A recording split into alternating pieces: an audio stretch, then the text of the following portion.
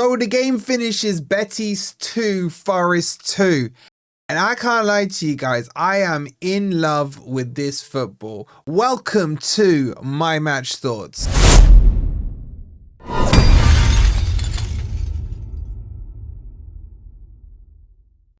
Hey guys, hope you're doing well and welcome to the morning after the night before where Forest went to Spain and came back with a point. And now that I've kind of slept on it, thought about it, soaked it all in, I kind of like where we're going. I really do. But we're going to get into all of that in a second. Don't forget to hit the like button.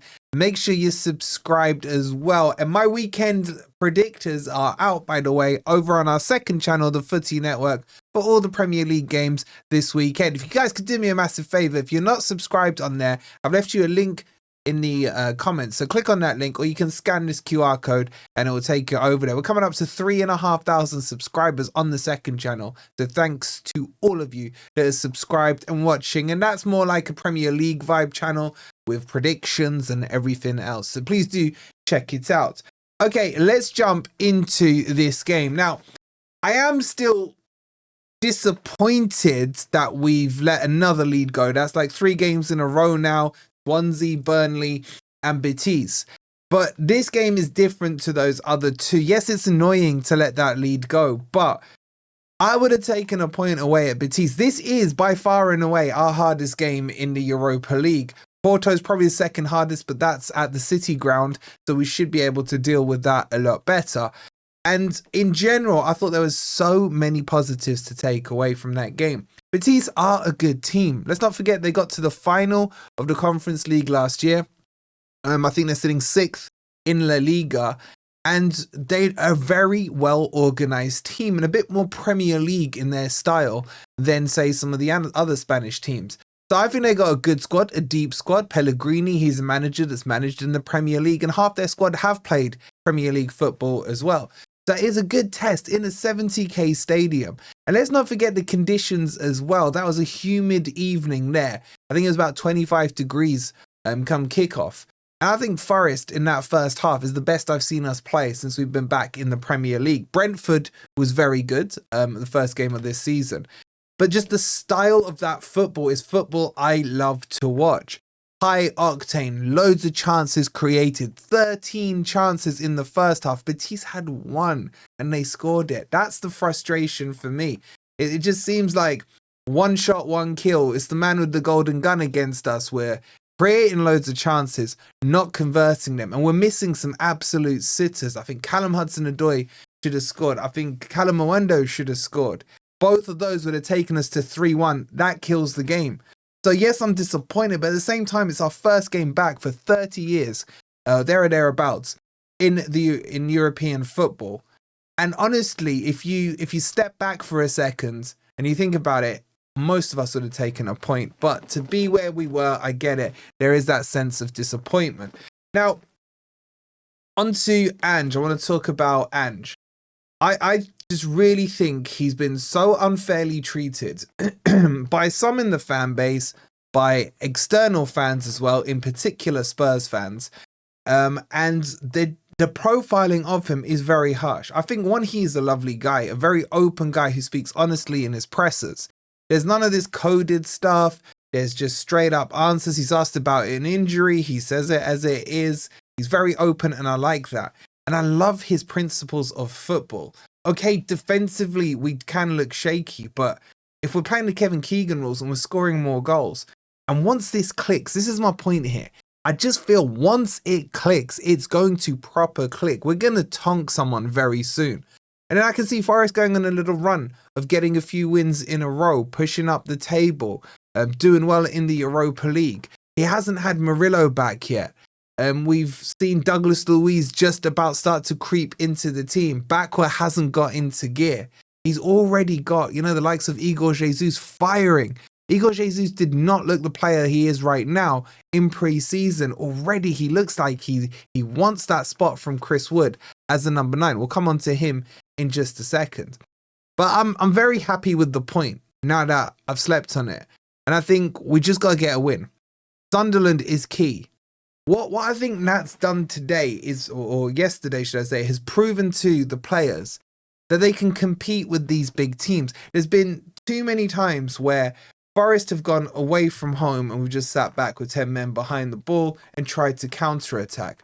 Forest went away from home, dominated possession, dominated the play in the first half, conceded the first goal, didn't let their heads drop, and that's a huge thing for me. Instantly replied 2 minutes later, got the goal, beautifully worked goal.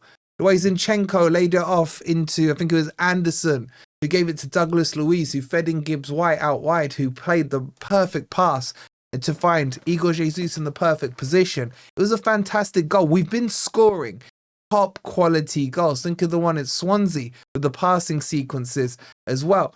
So all this is slowly ticking. And this is with Ange, who's only been in there for, 10, 12 days, whatever it is, and getting his philosophies in. And the point I want to make to you guys is that I'm still not sure what our strongest 11 is, and I've been scouting these players all summer. You guys have as well. We've been discussing them day in, day out, week in, week out. Some of us will say Ndoye on the left, some will say him on the right, some will say Bakwa, some will say start Igor Jesus, some will say start Wood. Some of you don't like Sangare, some of you do. So if we're discussing all these points and we're the ones who've watched them day in, day out, minute in, minute out, how can we have the expectation that Ange has just plopped in 10 days, he's meant to have discovered what the best starting 11 is? And he adapted today to go to that midfield three. I really liked it. I didn't think Sangare had a great game, but what he did is he released Anderson higher up the pitch. Douglas Luiz was controlling the play. And that three will work as long as Douglas Luiz is fit, by the way. And I'll give you a quick fitness update in a second. So I've got so many positives I'm taking away from that game.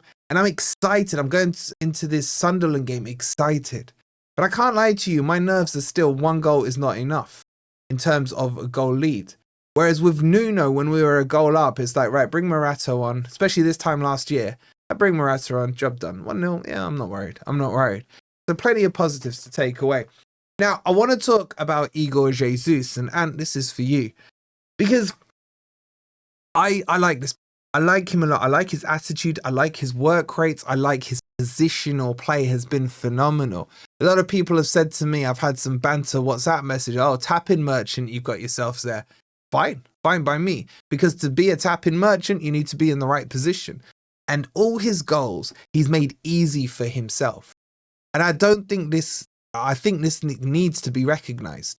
Not every goal has to be a 30-yard screamer, top bins and everything. When a striker reduces the risk and the likelihood that he's going to miss, it's because he's positioned himself well. And that's exactly what Igor Jesus is doing. Drifting in towards that far post, the defender's not clocking his run. He's finding the space, giving himself half a yard. He's pressing well, going into the channels, coming in deep, kind of bouncing the ball off the midfielders, and then turning and running into the box. He's making a huge shout to start for me against Sunderland. I have to be honest with you guys. I've been so impressed with him. I thought Callum Mwendo was going to step his game up quickly, but to me, he has a poor game yesterday. He could have killed the game off. And if Igor Jesus had stayed on, and if Igor Jesus was in Callum Mwendo's position, I fancy him to get that hat-trick. He was unlucky not to get it. The way Callum Hudson-Odoi missed it, played it off the post, and it didn't quite ricochet back for Igor Jesus. That was an easy tap-in. Again, he was in the right position. So this guy, early days, don't want to overhype him because I know I overhyped him in the summer. But this guy is started so well. And it would be so harsh on him if he doesn't start against Sunderland. But huge flowers need to go to Igor Jesus. Now, in terms of the injuries, so a lot of you were saying hamstring this, cramp this, and the other with Milenkovic and Douglas Luiz. I watched back the interviews with Ange Postecoglou, and basically the way he was talking about it, he said he felt his hamstring going, words to that effect. The hamstring hadn't, twanged or anything like that, but as a precaution, he came off. Ange also said the expectation is they're leaving Sevilla with no injuries. So Douglas Luiz, I'm sure, will get checked and scanned up when they get back to Nottingham, but it looks positive on that front.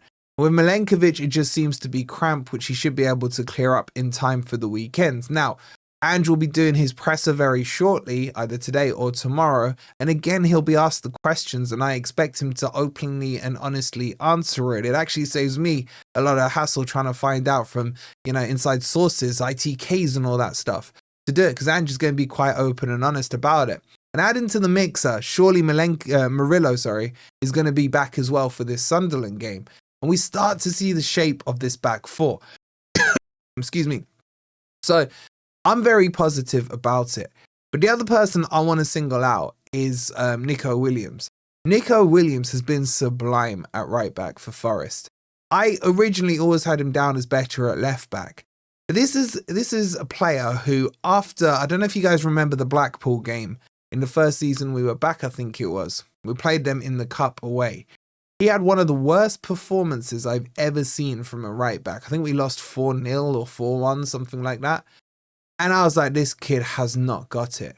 The way he has come on since that game, the way he's matured to be able to play right back, right wing back, left wing back, and be aggressive going forward and in defence as well. And I thought he was brilliant again yesterday.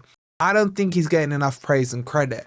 And he's slowly moving up that ladder into one of my top spots of favourite players. I'm very impressed with him. In general, I see a lot of good things in this team. My biggest worry right now isn't the defence, it's actually the wingers. I don't think Bakwa has settled in yet. I'm not convinced by Ndoye.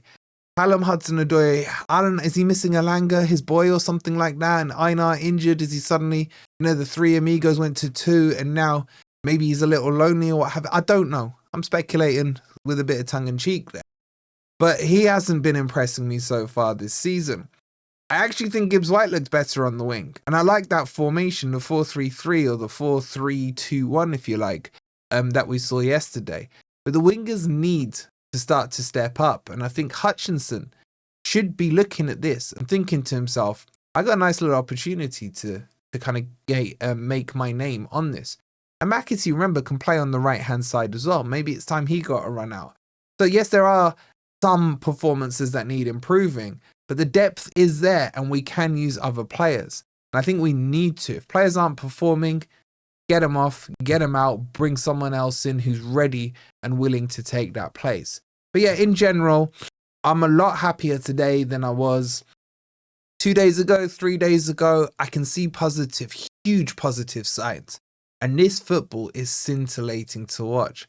For all of you who are Ange out, I understand what you're saying and I hear it, but I do recommend you give him a little bit of time. Let this football click. Give him a couple of games and just see what happens. I might be wrong. It might come crashing down. I just feel I've seen enough that someone is about to get a serious tonking from us. Get your thoughts in. How you feeling? You're happy with the point? You're disappointed it's another 2 points drop, so to speak? Let me know in the comments. And I'll leave you on the end screen my predictions for the weekend over on the Footy Network. Please do subscribe there. You guys do so much for us anyway. I'm asking a little more, I know, but I really do appreciate it. Make sure you've liked, make sure you're subscribed. We'll see you on Grumpy Old Reds tonight. Come on, you Reds.